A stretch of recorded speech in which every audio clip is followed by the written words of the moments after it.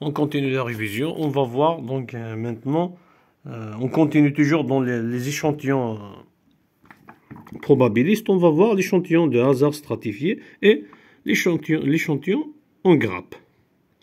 Voilà. Donc on a dit que les échantillons probabilistes, c'est des échantillons dans lesquels tous les individus de la population mère ont la même chance d'être choisis. Donc le choix est par hasard et aléatoire. Voilà. Seulement, on va voir dans ce cas, le cas d'un échantillon de hasard stratifié, on peut par exemple rencontrer dans une population qui est divisée par des strates, divisée par des groupes, on peut dire des groupes, selon certains critères. Par exemple, la religion, le sexe, l'âge, la catégorie socio-professionnelle, la nationalité, etc. Donc, dans ce cas, on prend un exemple pour bien comprendre l'exemple d'une étude, quand on veut faire une étude dans l'université, dans notre université de Béjaïa. Donc, seulement, on se rend compte dans l'université que 80% des individus de cette université sont de sexe féminin. Par contre, 20% sont de sexe masculin.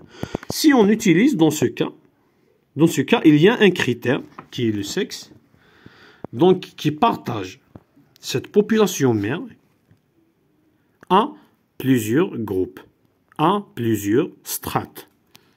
Donc dans ce cas, si par exemple on utilise l'échantillon aléatoire simple, on risque dans cet échantillon d'aléatoire simple de choisir tous les individus de cet échantillon, on risque de les choisir, on risque de trouver tous les individus de sexe féminin. Parce qu'il y a une grande proportion de sexe féminin, donc on risque de choisir que des individus de sexe féminin. Ça veut dire que notre recherche ne sera pas pertinente. C'est pour ça qu'on doit, dans le cas où la population est partagée par un ou plusieurs critères, elle est partagée sur plusieurs catégories ou plusieurs groupes ou plusieurs strates. Dans ce cas, on doit utiliser donc ce échantillon de hasard stratifié.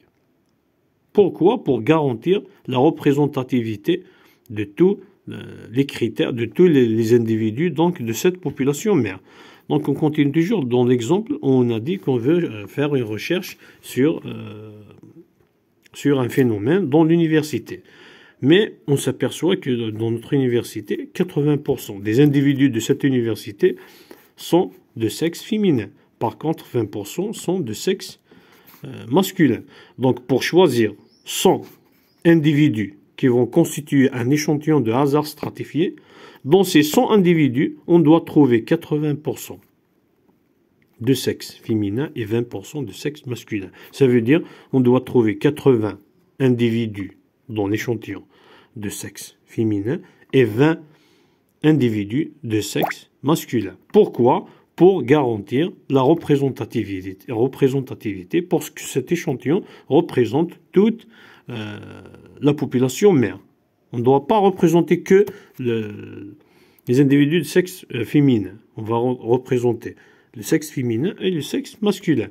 Aussi, si on a un autre exemple concernant la religion, par exemple les musulmans et les chrétiens, dans une population donnée.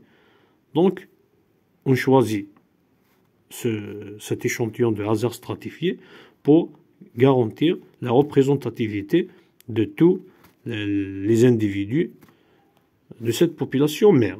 Voilà. Et toujours, je vous conseille toujours de lire ce passage, parce que moi, je l'ai lu avant. Et aussi, voir l'exemple que le prof a donné ici. Donc, quand est-ce qu'on utilise cet échantillon de hasard stratifié? Quand la population n'est pas homogène. Donc, elle est partagée par des groupes ou des strates qui ne sont pas homogènes. Ça veut dire un groupe de sexe féminin, un autre groupe de sexe masculin. Un groupe de religion, par exemple, ici, de musulmans, un groupe de chrétiens, un groupe de juifs, etc. C'est ça, c'est à ce moment qu'on doit utiliser un échantillon de hasard stratifié. Toujours dans l'échantillon, souvenez-vous qu'on doit respecter la proportion donc, de ces groupes. Si dans la population mère, on a 20% de musulmans, 50% donc de chrétiens et 30% de juifs, dans l'échantillon, on doit trouver les mêmes proportions. 20% de musulmans, 50% de chrétiens, 30% de juifs. Voilà, on doit respecter la proportion de chaque groupe ou de chaque strate.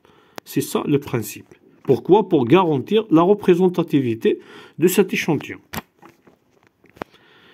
Donc, on continue. On va voir l'échantillon en grappe. Dans cet échantillon, dans l'échantillon donc de hasard stratifié, on a dit que la population donc est divisée par des groupes qui sont des strates qui ne sont pas homogènes. Il y a un critère qui sépare ou qui divise donc la population. Donc ce n'est pas les mêmes caractéristiques, même si c'est la même population. On a dit un groupe de sexe féminin, un groupe de sexe masculin, par exemple par l'âge, par la religion, etc. Dans le cas où on va utiliser l'échantillon en grappe, là, c'est pas la même chose.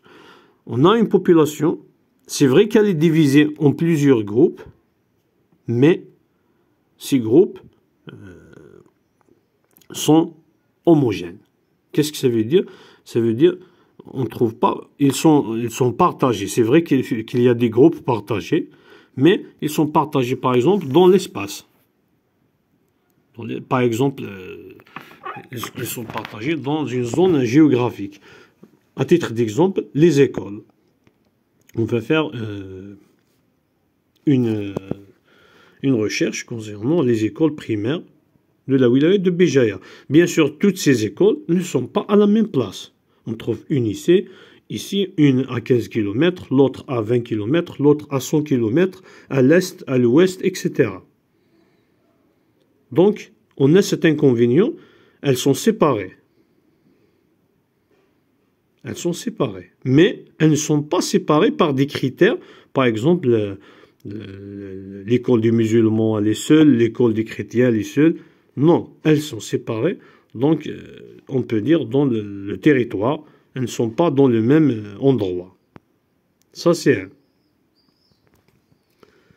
Aussi, quand est-ce qu'on utilise donc cet échantillonnage de grappe? Quand on a donc, comme cité ici dans ce petit paragraphe, des considérations de temps et des moyens. On n'a pas les moyens de se déplacer donc à toutes les écoles primaires de la wilaya de Béjaïa. On n'a pas le temps, on n'a pas les moyens. Donc c'est coûteux, donc on va prendre beaucoup de temps. Peut-être que cette recherche, on doit la terminer dans 8 mois par exemple, mais pour donc aller à toutes les écoles, on peut donc ça peut aller jusqu'à 1 année, 2 ans, 3 ans, etc. On va dépenser aussi de l'argent, etc. Donc ici, l'échantillon en grappe, donc la population aussi, elle est divisée, mais par des groupes homogènes. Donc dans ce cas, on prend par exemple, à titre d'exemple, on va choisir par exemple 3 écoles qui vont être un échantillon représentatif de toutes les écoles de la wilaya de Béjaïa. Donc ici, le point qu'on doit retenir, premièrement, on ne peut pas choisir donc dans cet exemple de l'école. On ne peut pas choisir par exemple une école où il y a juste des filles ou une école où il y a juste des redoublants. On doit choisir des écoles où il y a toutes sortes d'individus de tout critère. Donc une école qui va représenter toutes les autres écoles. 3 écoles qui vont représenter toutes les autres écoles. C'est ça l'idée en général de l'échantillon en grappe. Voilà. L'inconvénient, comme cité ici, comme il est cité ici dans ce petit paragraphe, si on choisit 3 écoles, si on rencontre un problème, par exemple, dans cette école, il y a par exemple des individus qui ne veulent pas participer à la recherche, on ne peut pas choisir d'autres individus pour combler ce manque.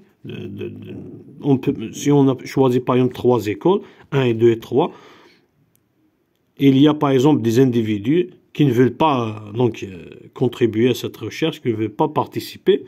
Donc on ne peut pas choisir des autres écoles. On va se contenter des écoles qu'on a choisies. Il peut être un inconvénient. Donc ça, c'est l'idée générale. Donc des échantillons de hasard stratifié et échantillons en grappe. Donc la différence entre ces deux, c'est dans l'échantillon de hasard stratifié. La population n'est pas homogène, elle est divisée par un ou plusieurs critères. Elle n'est pas homogène. Et le point à retenir, c'est qu'on doit respecter, dans l'échantillon, on doit respecter les mêmes proportions donc, de ce critère,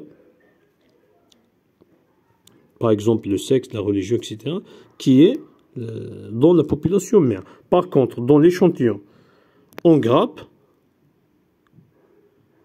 la population, donc la population mère est divisée, mais par des groupes homogènes. Par des groupes homogènes. Il n'y a pas un critère qui divise. Par contre, il y a, par exemple,